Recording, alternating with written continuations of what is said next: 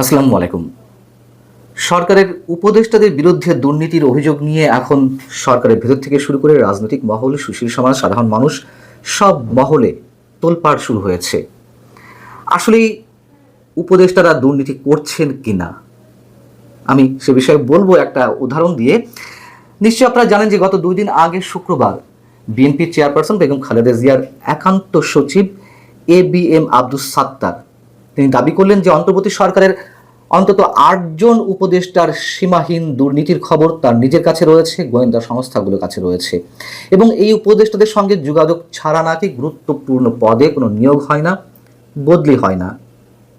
তো এটি যখন তিনি মন্তব্য করলেন তখন সব মহলে মোটামুটি নড়াচড়া শুরু হয়ে গেল। অবশ্যই সরকারের মধ্যে তো বটেই, মজার বিষয় হচ্ছে যে এই ঘটনার মধ্য দিয়ে আবার বিএনপি যে প্রচণ্ডভাবে সরকারের জায়গা থেকে এক ধরনের ভয়ে আছে সেটিও প্রকাশ পেয়েছে।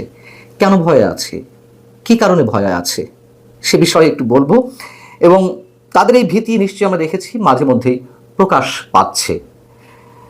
বিএনপি মহাসচিব মির্জা ফখরুল ইসলাম আলমগীর বেগম খালেদা জিয়ার একান্ত সচিবের যে দাবি, সেই দাবির পরিপ্রেক্ষিতে সাথে সাথে বিবৃতি দিয়ে গণমাধ্যমকে তিনি জানালেন মিস্টার সাত্তারের এই বক্তব্যের সঙ্গে দলের কোনো সম্পর্ক নেই, এটি তার সম্পূর্ণ ব্যক্তিগত মন্তব্য এবং এর সব ধরনের দায়ভার সাত্তার সাহেবের। সরকারের মন্ত্রী পরিষদ সচিব তিনি বিজ্ঞপ্তি দিয়ে জানালেন, বিবৃতি দিয়ে জানালেন যে অভিযোগকারীর কাছে যদি কোনো ধরনের অভিযোগ থেকে থাকে, প্রমাণ থেকে থাকে, তা যেন যথাযথ কর্তৃপক্ষের কাছে জমা দেওয়া হয়, এবং যথারীতি সরকারি উপদেষ্টাদের দুর্নীতির বিষয়টি অস্বীকার করা হলো। বাংলাদেশ অ্যাডমিনিস্ট্রেটিভ সার্ভিস অ্যাসোসিয়েশন তারাও সাথে সাথে বিবৃতি দিয়ে জানালো যে এ কথা কিন্তু আমরা বলিনি, তাদের অনুষ্ঠান ছিল এটি, এ কথা কিন্তু আমরা বলিনি, এটি মিস্টার সাত্তার সাহেবের নিজের দায়িত্ব। বিবিসিকে টিআইবির নির্বাহী পরিচালক ডক্টর ইফতেখারুজ্জামান বলছেন যে সাবেক সরকারি কর্মকর্তা মিস্টার সাত্তার দুর্নীতির বিষয়ে সুনির্দিষ্ট অভিযোগ করে বক্তব্য দিয়েছেন, সে কারণে উচিত তার দালিলিক প্রমাণ সহ সবকিছু যথাযথ কর্তৃপক্ষের কাছে জমা দেওয়া। এখন বিষয় হচ্ছে যে ABM সাত্তার এখনো পর্যন্ত কিন্তু তার এই বক্তব্য প্রত্যাহার করেননি। যারা সাবেক সরকারি আমলা বা বর্তমান পর্যায়েও যারা কাজ করছেন তাদের কারোর মন্তব্য হচ্ছে যে তিনি এমন কাঁচা লোক নন, সাত্তার সাহেবের কথা বলছেন, যে হুট করে মন্তব্য করে বলবেন, নিশ্চয়ই তার কাছে কোনো তথ্য প্রমাণাদি আছে। যে কথাটি বলছিলাম যে উপদেষ্টারা আসলে দুর্নীতি করছেন কিনা এটি ডেফিনেট করে বলা যাবে না, তবে নানান ধরনের পুরো খবর তো আসে আমাদের কানে। সেটা যদি আমরা একটু মেলানোর চেষ্টা করি, একটা প্রশ্ন করি, গত 25শে আগস্ট অর্থাৎ 2024-এর 8 আগস্ট এই সরকার শপথ নেওয়ার পরে প্রধান উপদেষ্টা ডক্টর মোহাম্মদ ইউনূস জাতির উদ্দেশ্যে ভাষণ দিলেন, দ্বিতীয় দফায় সম্ভবত 25শে আগস্ট। তিনি সেই ভাষণে কি বলেছিলেন, আমি হুবহু বলছি তার বক্তব্যটি। তিনি বলেছিলেন যে তার নিজের অর্থাৎ প্রধান উপদেষ্টার নিজের সম্পদের বিবরণী সহ সব উপদেষ্টার আয় এবং সম্পদের বিবরণী প্রকাশ করা হবে। পর্যায়ক্রমে এটি সরকারি কর্মকর্তাদের ক্ষেত্রেও নিয়মিত ও বাধ্যতামূলক করা হবে, এই কথা তিনি স্পষ্ট করে বলেছিলেন। আচ্ছা, পরবর্তীতে আমরা কি দেখলাম?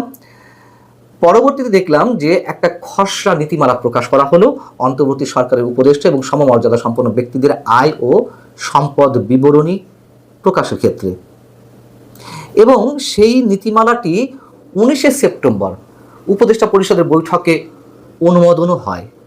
তারপর কি হলো?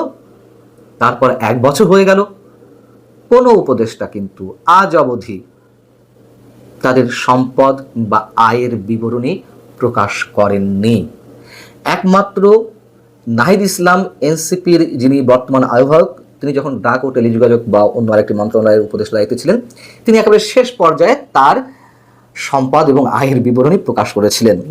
সেটি নিয়েও যদিও প্রশ্ন আছে, যাই হোক, প্রশ্ন হচ্ছে কেন উপদেষ্টারা তাদের সম্পদের বিবরণী, তাদের আয়ের বিবরণী এই 1 বছর প্রকাশ করার সাহস পেলেন না? কোথায় তাদের দুর্বলতা? এবং এখান থেকে যদি আমরা প্রশ্ন করি যে বা দাবি করি উপদেষ্টারা দুর্নীতি করছেন এবং সেই দুর্নীতির পরিমাণ সীমাহীন, তাহলে কি অযৌক্তিক কিছু বলা হবে? বলছিলাম যে নানান ধরনের গুঞ্জন, নানান ধরনের খবর, তথ্য আমাদের কানে তো আসেই।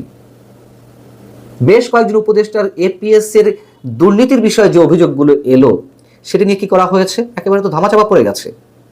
এক আসিফ মাহমুদ সজীব ভুঁইয়ার এপিএস 300 কোটি টাকা তিনি যে কদিন ছিলেন সেই কদিনে আয় করেছেন অবৈধ উপায়, নিশ্চয়ই সেটি ধামাচাপা পড়ে গেল। দুদক কেন কোনো ধরনের কোনো তদন্ত করলো না? এই প্রশ্নগুলোর উত্তর কি? এবং সবচেয়ে বড় কথা হচ্ছে, আমি যেই প্রশ্নটি তুললাম যে তারা তাদের আয়ের বা সম্পদের বিবরণী প্রকাশ করেনি, এই প্রশ্নটি তুললে তো আর কিছু লাগে না। লাগে কিছু? লাগে না। এবং দুর্নীতি যে কমেনি সেটি তো মির্জা ফখরুল ইসলাম আলমগীর সাহেবও বলেছেন যে আগে যদি কোনো কাজের ক্ষেত্রে সরকারি কর্মকর্তাদেরকে 1 লাখ টাকা দিতে হতো, এখন সেখানে 3 লাখ টাকা দিতে হচ্ছে। সেই মির্জা ফখরুল ইসলাম আলমগীর এখন তার দলেরই লোক, তার দলের চেয়ারপারসনের একান্ত সচিব, জানাতন কথা নয়, খুবই স্পর্শকাতর, খুবই গুরুত্বপূর্ণ একটি পদ। সেই পদে থাকা কোনো ব্যক্তি যখন এমন দাবি করছেন, তখন তারা সবাই মুখে কুলুপ পেটে বসে থাকেননি, বরং বিরোধিতা করেছেন যে এর দায়িত্ব আমাদের না, দলের না। ভয়টি কোথায় বিএনপির? ভয়টি কোথায় মির্জা ফখরুল ইসলাম আলমগীরদের? ভয়টি সেখানেই যখন 13ই জুন লন্ডন বৈঠকের মাধ্যমে আমাদেরকে জানানো হলো বা বিএনপি জানলো যে ফেব্রুয়ারিতে 2026 ফেব্রুয়ারিতে নির্বাচন ব্যবস্থা করা হবে কিছু কিছু শর্ত সাপেক্ষে। কেন ফেব্রুয়ারিতে নির্বাচন দেওয়া হচ্ছে না? প্রথম দিকে যখন এই ঘোষণা দেওয়া হলো তখন তারা আনন্দে ডুগডুগি বাজাচ্ছিল। সরকারের সব ধরনের কাজের ক্ষেত্রে ব্ল্যাঙ্ক চেক তারা দিচ্ছিল, সরকার খুব ভালো কাজ করছে, সততার সঙ্গে কাজ করছে। যখন দেরি হলো তফসিল ঘোষণা তো নয়, ঘোষণা প্রধান উপদেষ্টার মুখ থেকে, সেটি যখন আসতে দেরি করলো, তখন আবার বিএনপি যুদ্ধংদেহী মনোভাব নিয়ে তাদের বক্তব্য দেওয়া শুরু করলো। সরকার এই করছে, সে করছে, সরকারের প্রতি সন্দেহ বাড়ছে, অবিশ্বাস বাড়ছে, অমুক কাজ খারাপ না, অমুক কাজ খারাপ, তমুক কাজ খারাপ, ইত্যাদি ইত্যাদি অনেক বক্তব্য। যখন প্রধান উপদেষ্টা আবার ফেব্রুয়ারিতে নির্বাচনের বিষয়ে একটা সময়সীমা ঘোষণা করলেন জাতির উদ্দেশ্যে দেওয়া ভাষণে, তখন থেকে আবার ব্ল্যাঙ্ক চেক দেওয়া শুরু হলো। এই কি বিএনপির দুর্বলতা? যে সরকারকে নাড়ালেই, সরকারের বিরুদ্ধে কিছু বললেই সরকার বোধহয় নির্বাচন দেবে না। যেই সরকারের প্রতি এত বেশি সন্দেহ, অবিশ্বাস, সেই সরকারের প্রতি নির্বাচন দেবে এমন আস্থা রাখে কিভাবে বিএনপি? আর বিএনপিও বা তার রাজনৈতিক দূরদর্শিতার পরিচয় কতটুকু দিচ্ছে? নিজেদের উপর আস্থা নেই, বিশ্বাস নেই যে নির্বাচন একটা গণতান্ত্রিক অধিকার, গণমানুষের যেই আকাঙ্ক্ষা, দাবি, সেটি বাস্তবায়নের জন্য বিএনপি একাই যথেষ্ট এই মুহূর্তে। তাদের প্রতি তার এই বিষয়ে আস্থা নেই। সরকারকে চটানো যাবে না। যদি অন্য কিছু হয়, তাহলে কি ভিতরে অন্য কোনো এজেন্ডা আছে, অন্য কোনো হিডেন এগ্রিমেন্ট আছে? আমরা জানি না। বিএনপির এই যে কথাবার্তা, নানান সময় নানান ধরনের রূপ, এগুলো আমাদের কাছে অনেক ধরনের সন্দেহের সৃষ্টি করে। এটাই বাস্তবতা। এবং সরকারের বিভিন্ন পর্যায়ে যে সীমাহীন দুর্নীতি চলছে, কোনো কোনো ক্ষেত্রে আওয়ামী লীগ সরকারের চেয়ে অনেক বেশি দুর্নীতি হচ্ছে, সে কথা তো ট্রান্সপারেন্সি ইন্টারন্যাশনাল বাংলাদেশ টিআইবি তার প্রতিবেদনে উল্লেখ করেছেন। ডক্টর ইফতেখার জামান নিজে উল্লেখ করেছেন। দুর্নীতি তো হচ্ছে, অস্বীকার করার তো কোনো ওয়ে নাই।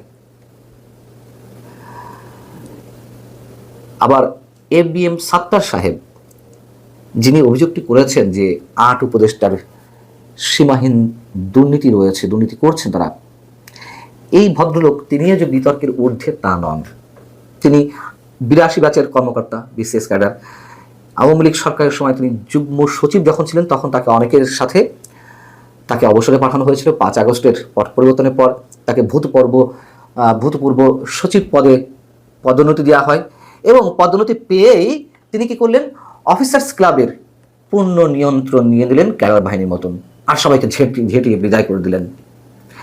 এই জন্য বলছিলাম যে তিনিও যে খুব বিতর্কের ঊর্ধ্বে তা নন, তবে তিনি তার পদে থেকে যে বক্তব্যটি দিয়েছেন, অবশ্যই খুব গুরুত্বপূর্ণ একটি মন্তব্য করেছেন, গুরুত্বপূর্ণ অভিযোগ। তার উচিত হবে বিষয়টিকে চ্যালেঞ্জে জানিয়ে খোলাসা করা। এখন হয়তো বিএনপির চাপে তিনিও কিছু করতে পারছেন না। তিনি তার বক্তব্য যেহেতু প্রত্যাহার করেননি, আবার কিছু বলতেও পারছেন না। খেলা চলছে, খেলা আমাদের সামনে অনেক কিছু প্রকাশ পাবে, নিশ্চিতভাবে প্রকাশ পাবে। সে পর্যন্ত অবশ্যই আমাদেরকে সুস্থ শরীরে ভালোভাবে অন্তত বেঁচে থাকা দরকার। ভালো থাকুন সবাই, আল্লাহ হাফেজ।